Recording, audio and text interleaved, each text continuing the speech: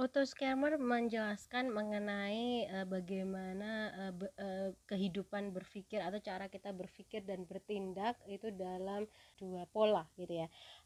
Jadi ini dijelaskan dalam U prosesnya Otto Scammer. Jadi di sini menjelaskan mengenai teori presensing versus absensing gitu.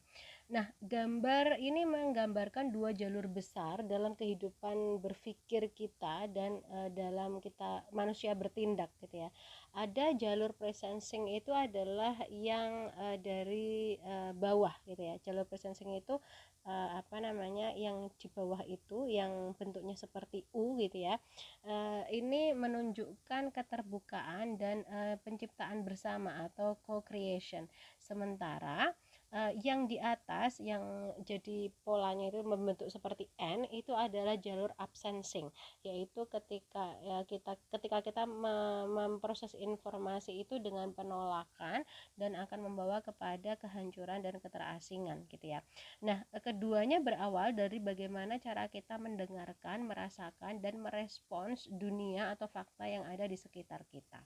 Coba kita lihat kepada U proses atau proses U gitu ya, yang seperti U itu tadi, presensing atau jalur keberadaan dan koneksi. Nah, presensing itu adalah gabungan dari presence atau kehadiran dan sensing atau merasakan. Ini adalah jalur pertumbuhan batiniah manusia gitu ya, dari hati manusia dan transformasi sosial. Nah, di sini ada 3 kualitas utama yang bisa membantu kita untuk memproses informasi dengan proses U, dengan keterbukaan tadi ya. Yaitu yang pertama kita perlu open mind. Jadi kita mau membuka pemikiran, mau melihat ulang gitu ya. Ada curiosity atau rasa ingin tahu di situ. Kita mau melihat ulang suatu fakta, suatu peristiwa dengan penuh rasa ingin tahu, mempertanyakan keyakinan lama kita, dan ketika kita mau memberi ruang bagi informasi baru. Nah, ketika kita mau melakukan hal itu, maka yang terjadi adalah ketika kita memproses informasi maka kita bisa seeing gitu ya, bisa melihat apa sih yang sesungguhnya terjadi. Jadi lebih bisa melihat fakta yang terjadi. Jadi tidak hanya melihat berdasarkan asumsi kita. Kemudian yang kedua, kita selain harus mau open mind, membuka pikiran, kita harus open heart, jadi membuka hati gitu ya, dengan compassion atau dengan penuh belas kasih. Kita bersedia untuk merasakan perasaan dan perspektif orang lain, bahkan mereka yang memiliki keyakinan, budaya atau pandangan yang berbeda. Ketika kita melakukan open heart ini, maka sensing yang kita lakukan yaitu kita mau untuk merasakan yang orang lain rasakan, mau melihat perspektif orang lain gitu ya. Yang ketiga adalah kita open will, mau membuka kehendak gitu ya, dengan courage atau dengan keberanian. Jadi di sini kita akhirnya memiliki keberanian untuk menghendaki sesuatu, untuk melepaskan ego dan merangkul atau mendekap kemungkinan-kemungkinan baru, sesuatu yang mungkin tidak familiar bagi kita, tapi kita mau untuk meraihnya, mau untuk terbuka kepada hal yang baru itu. Bahkan jika itu berarti akan merubah total keyakinan kita yang lama, atau merubah total identitas lama kita gitu ya. Nah, proses ini menjadikan kita akhirnya presensing tadi. Jadi mau untuk merasakan apa sih sesungguhnya yang sekarang yang terjadi. Disitulah akhirnya nanti kita akan mengkristalisasi sebuah hal yang ingin kita wujudkan gitu ya, mengkristalisasi tekad untuk melakukan sesuatu, dan akhirnya kita melakukan co-creating gitu ya, yaitu melakukan kolaborasi atau kebaruan untuk menciptakan sesuatu yang baru, menciptakan misalnya suasana yang lebih damai, yang lebih rukun misalnya, atau kita bisa menciptakan solusi atas permasalahan yang ada gitu. Nah, sebaliknya jika kita memproses informasi dengan proses N gitu ya, yaitu absensing path, jalur pengasingan dan kehancuran, maka ini akan kebalikannya dengan yang terjadi pada presensing. Hal ini terjadi, absensing itu terjadi ketika kita menutup diri dari kenyataan, tidak mau melihat fakta secara utuh gitu ya. Kemudian ketika kita itu lebih emosional, menutup diri dari merasakan emosi orang lain, dan menutup diri dari kemungkinan-kemungkinan baru yang bisa jadi berlawanan dengan keyakinan kita yang lama.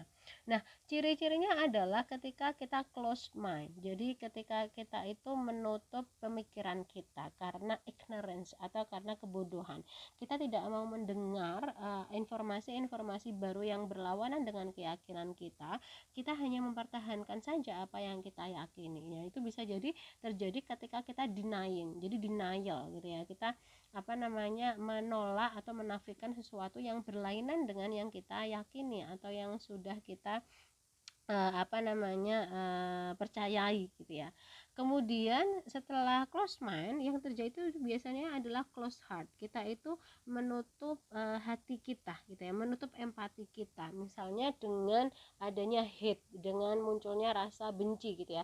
Kita menolak untuk merasakan perasaan orang lain. Kita menolak untuk melihat dari sudut pandang orang lain. Malah menyalahkan dan menuding gitu ya misalnya.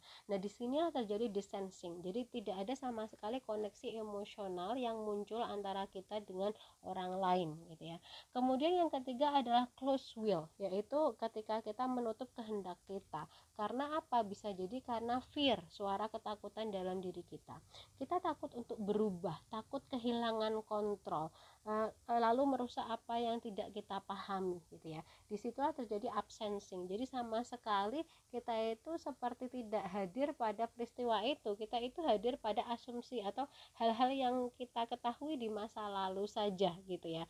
Nah, akhirnya ini nanti membuat kita misalnya blaming, justru malah menyalahkan pihak-pihak yang lain gitu ya. Kemudian karena menyalahkan pihak yang lain, akhirnya yang terjadi tindakannya itu justru destroying, justru menghancurkan. Apakah itu menghancurkan relasi, menghancurkan identitas, menghancurkan kemanusiaan gitu ya. Itu yang kemudian terjadi. Nah, ini menjadikan kita perlu untuk merefleksikan diri. Kita mau pilih jalur yang mana?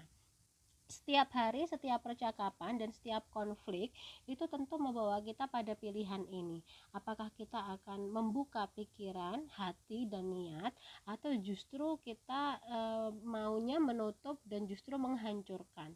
Nah, dalam konteks moderasi beragama, jalur presensing adalah cara membangun toleransi yang berakar dari keberanian spiritual dan kebijaksanaan sosial. Sementara jalur absensing adalah sumber kenapa terjadi ekstremisme, kenapa kemudian terjadi polarisasi dan kebencian yang justru merusak masyarakat itu sendiri. Apakah yang dirusakkan itu adalah relasinya, atau yang rusak itu justru identitas masyarakatnya, atau bahkan yang rusak bisa jadi adalah kemanusiaan kita. Nah, ini memunculkan ya sebuah pertanyaan untuk bisa menjadi bahan diskusi atau refleksi teman-teman. Kira-kira kapan terakhir kali kalian menutup pikiran, hati, atau niat ketika berbincang dengan orang lain, dan apa kemudian dampaknya? Misalnya ketika kalian menutup pikiran, hati, atau niat, kehendak gitu ya, ketika berbicara dengan sahabat kalian, apa dampaknya? Kemudian apa sih yang membuat kita takut untuk berubah, termasuk berubah pemikirannya? Meskipun bisa jadi kita tahu perubahan itu membawa kebaikan, tapi kenapa, apa sih yang membuat kita tidak mau untuk berubah gitu. Nah, maka kemudian yang paling terakhir yang menjadi kesimpulan utama dalam memproses segala pengalaman, informasi atau fakta yang kita ketahui, kita rasakan, kita dengar, kita lihat, itu adalah three openness, ada 3 keterbukaan. Berarti kita perlu untuk open mind, open heart, dan open will. Mau membuka pemikiran, membuka hati, dan membuka kehendak atau kemauan kita. Dan 3 hal ini penting untuk menyingkirkan 3 suara dalam diri kita yang bisa menjerumuskan kita ke dalam bias gitu ya, dalam memahami segala sesuatu. Yaitu ada 3 voices, ada 3 suara di dalam diri kita. Ada voice of fear, suara ketakutan atau suara kekhawatiran, voice of cynicism, suara sinisme, dan ada voice of judgment, suara penghakiman atau suara penilaian dalam diri kita. Nah, ini hal yang menjadi penting teman-teman untuk diketahui, supaya kita itu bisa merefleksikan diri, kira-kira selama ini ketika kita memproses informasi, merasakan sebuah pengalaman, atau ketika kita akan merespon sebuah peristiwa keagamaan gitu ya, apa yang sebenarnya ada dalam pikiran kita, apa yang sebenarnya terjadi dalam diri kita, dalam pemikiran kita, dalam cara kita untuk mendengarkan, dalam cara kita untuk berpikir, dan mana sebenarnya yang ingin kita wujudkan ke depan.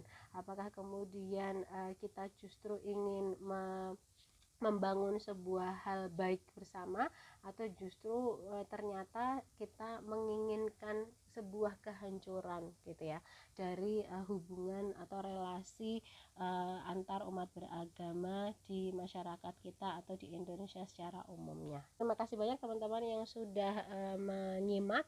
Kita akan bertemu lagi pada materi berikutnya lain waktu, dan semoga apa yang saya sampaikan bisa memberikan manfaat, menjadi bahan refleksi kepada teman-teman, dan terutama menjadi bekal teman-teman sebagai agen moderasi beragama. Wallahul muwaffiq ila aqwamit thoriq. Wassalamualaikum warahmatullahi wabarakatuh.